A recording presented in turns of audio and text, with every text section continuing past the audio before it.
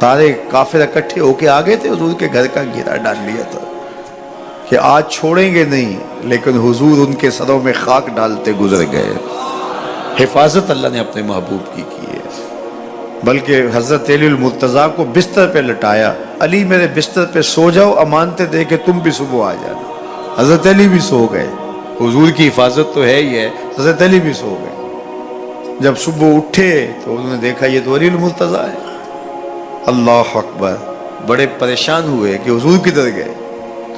اچھا، کسی نے حضرت علی سے پوچھا کہ تمہیں کیسے نیند آ گئی؟ ننگی تلواریں لیے وہ گھر کے ارد گرد تھے اور آپ چادر اوڑے سوئے تھے حضور کے مغالطے میں، وہ آپ کو بھی تو نقصان پہنچا سکتے تھے۔ تو حضرت علی نے کہا حضور نے کہا تھا علی میرے بستر پہ سو جاؤ، صبح اٹھنا، امانتیں دینا اور مدینے آ جانا۔ مجھے یقین تھا سوؤں گا بھی، صبح اٹھوں گا بھی، امانتیں بھی دوں گا، مدینے بھی پہنچوں گا، اس لیے کہ حضور نے فرمایا ہے۔ جب حضور نے فرما دیا ہے تو پھر ہو کے رہے گا۔ جب حضور ہجرت کرتے ہوئے جا رہے تھے نا، 100 سرخ اونٹ حضور کی گرفتاری کے لیے نام رکھا ہوا تھا۔ سراقہ بن مالک یہ حضور کو گرفتار کرنے کے لیے آگے بڑھا اور اس کی لالچ یہ تھی کہ اتنا بڑا انعام ہے مجھے مل جائے گا، لیکن اس کی سواری گھٹنوں تک دنس جاتی ہے، معذرت کرتا ہے، پھر ارادہ بدلتا ہے، پھر یہی ہوتا ہے۔ تیسری مرتبہ بھی جب ایسا ہوا تو سمجھ گیا کہ یہ تو میرے بس کا روگ نہیں ہے۔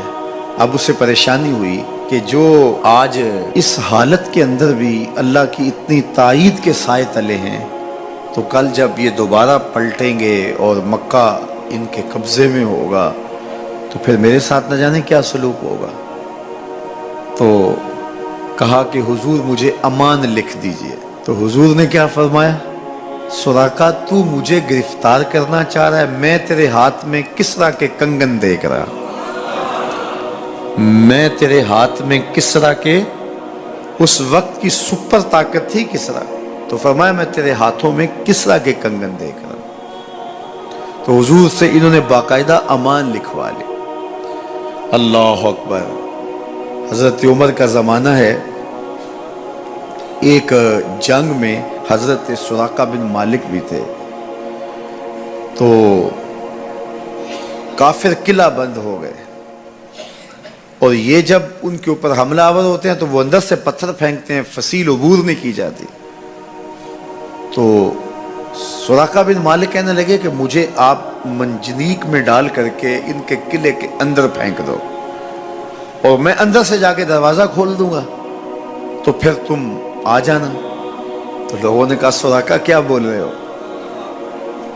وہ بڑی غلیل کی طرح منجنیق ہوتی ہے، کہا اس میں ڈال کے تجھے پھینکیں گے، جب تو گرے گا تیری ہڈیاں باقی نہیں بچیں گی، پھر وہ تلواریں لیے کھڑے ہیں تجھے زندہ چھوڑیں گے۔ تو حضرت سراقہ نے کہا مجھے کچھ نہیں ہوگا، اس لیے کہ حضور نے کہا تھا تیرے ہاتھوں میں کسریٰ کے کنگن دیکھ رہا ہوں، ابھی تک کنگن نہیں آئے، جب تک کنگن نہیں آتے موت آ ہی نہیں سکتی ہے۔ یہ یقین تھا ان کا، یہ اذعان تھا ان کا۔ تو حضور کی حفاظت اللہ نے اپنے ذمہ کرم پہ لی ہے۔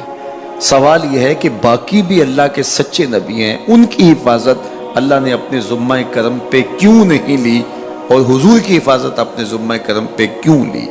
باقی بھی کتابیں اللہ کی سچی منزل من اللہ کتابیں ہیں، ان میں تحریف راہ پا گئی، لیکن قرآن مجید کی حفاظت اللہ نے اپنے ذمہ کرم پہ لی۔ کیوں؟ تو اس کا جواب یہ ہے کہ اگر کوئی نبی شہید ہو جاتا ہے تو نیا نبی آنے والا ہے، اس کی جگہ کو پر کر دے گا۔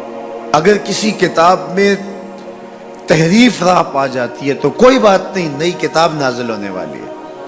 حضور کی حفاظت اس لیے کی کہ اگر حضور بھی شہید کر دیے جاتے ہیں تو پھر حضور کے بعد تو کوئی نبی آنے والا نہیں ہے، اور کتاب اللہ کے اندر اگر تحریف کر دی جاتی ہے فَبِأَيِّ حَدِيثٍ بَعْدَهُ يُؤْمِنُونَ، تو قرآن کے بعد تو کوئی اور نسخہ نور نازل ہی نہیں ہونے والا، تو لوگ ہدایت، روشنی اور اجالا کہاں سے لیں گے؟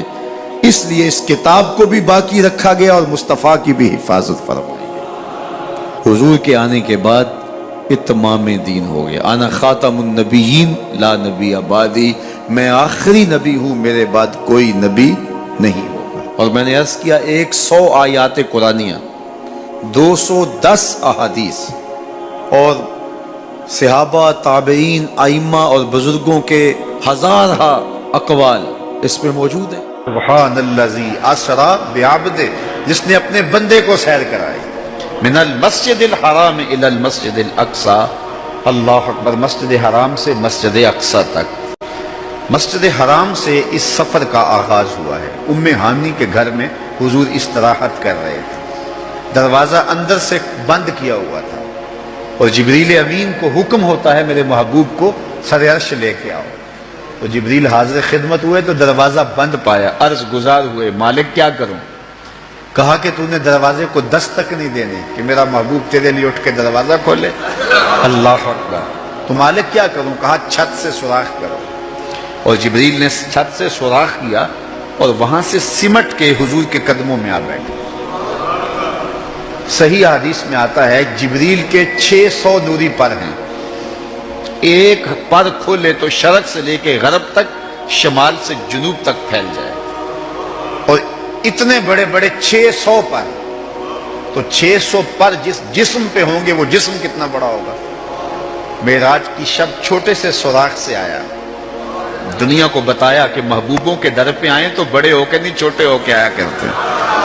تیرے ہندیاں سندیاں محبوبہ، اگر آپ کی توجہ ہو تو، تیرے ہندیاں سندیاں محبوبہ، میں کافر ہوا جے میں ہوا. اپنے وجود کی جب تک نفی نہیں نہ کی جاتی کچھ ملتا ہی نہیں ہے. جبریل سمٹ کے حضور کے قدموں میں آ بیٹھا. محبوب اب بھی سوئے ہوئے. اللہ اکبر. تبارک اللہ، شان تیری تجھی کو زیبا ہے بے نیازی. کہیں پہ جوش لن ترانی، کہیں تقاضے وصال کے. کوئی کوہ طور پہ جا کے کہہ رہا ہے رب ارنی انظر الیک، مالک دیکھنا چاہتا ہوں نقاب اٹھا دے. جواب ہوتا ہے نہیں نہیں تم نہیں دیکھ سکتے. اور ادھر محبوب سویا ہے، جبریل حاضر خدمت کھڑا ہے. محبوب اٹھو، رب انتظار کر رہا ہے. وہ جبریل قبل قدمہ، میرے محبوب کے قدم چوم لے. تو جبریل نے اپنے کافوری ہونٹ حضور کے قدموں پہ رکھ دیے. قبل تفعیل ہے، تفعیل کثرت ماخذ چاہتا ہے، یعنی اس کا معنی یہ نہیں کہ ایک بار چوم، اس کا معنی ہے بار بار چوم. تو جبریل حضور کے قدم چوم رہے ہیں. بشرط چادر تان کے ستا، نور چمے پہ تلیاں. بشرط چادر تان کے ستا، نور چمے پہ تلیاں. جس دی خاطر سجیاں ہویاں نے عرش بری دیاں گلیاں. بشرط اگے ود دائی جاوے، نوری رہ گیا تھلے. جس ویلے انہوں ود دیاں ویکھیا، آکے بلے بلے بلے. کوئی حد ہے ان کے عروج کی، بلغل اولاب کمال.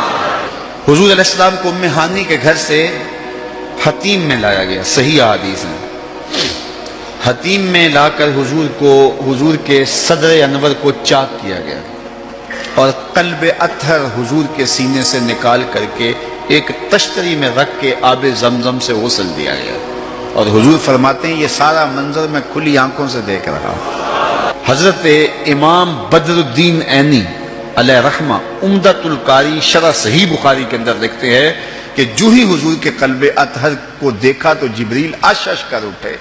انہوں نے لفظ کیا کہے، قلب وقیع فیہ عینان تبصران و اذنان تسمعان. واہ واہ، کیسا دل ہے جس میں دو آنکھیں ہیں جو دیکھتی ہیں، دو کان ہیں جو سنتے ہیں. حضور کا دل عام لوگوں کے دلوں کی طرح نہیں ہے. اعلیٰ حضرت نے جو قصیدہ سلامیہ لکھا ہے، جو عموماً مساجد میں نماز جمعہ کے بعد پڑھا جاتا ہے، تو اس میں آپ نے ایک تو حضور کے معجزات کا ذکر کیا ہے اور دوسرا اس قصیدہ سلامیہ میں حضور کے ایک ایک عضو بدن پہ سلام پڑھا ہے. کبھی انگلیوں پہ سلام، نور کے چشمے لہرائیں دریا بہیں، انگلیوں کی کرامت پہ لاکھوں سے. کبھی ہاتھوں پہ سلام، ہاتھ جس سمت اٹھے غنی کر دیا، موج بحر سماحت پہ لاکھوں سلام. کبھی بازوؤں پہ سلام، جن کو بارے دو عالم کی پرواہ نہیں، ایسے بازو کی قوت پہ لاکھوں سلام. کبھی ہونٹوں کو سلام، پتلی پتلی گلے قدس کی پتیاں، ان لبوں کی نزاکت پہ لاکھوں سلام۔ کبھی حضور کے سر انور کو سلام، جس کے آگے سرے سربراہ خم رہے، اس سرے تاج عزت پہ لاکھوں سلام۔ ایک ایک عضو بدن پہ سلام پڑا ہے۔ تو ایک ایک عضو پہ سلام پڑھتے پڑھتے جب اعلی حضرت حضور کے دل پہ آئے تو اعلی حضرت کا قلم رک گیا۔ اور اب اعلی حضرت کی یہاں بولی دیکھیے، یہاں آئے تو بولے دل سمجھ سے ورا۔ ایک ایک عضو کی بات کی ہے، احادیث بھی ملتی ہیں، اب حضور کے دل کے بارے میں کیا لکھوں؟ اعلی حضرت بولے دل سمجھ سے ورا، مگر یوں کہوں گنچائے راز وحدت پہ لاکھوں سلام۔ یہ اللہ کے رازوں کا امین ہے حضور کا قلب اطہر۔ اللہ اکبر، کائنات کی سب سے بڑی حقیقت حضور کا قلب اطہر، وہ دل جس میں خدا کے جلوے سموئے ہوئے ہیں۔ اللہ اکبر۔ حضور فرمایا تنام عینایا ولا ینام قلبی، لوگوں سنو، میری آنکھیں سوتی ہیں، میرا دل نہیں سوتا۔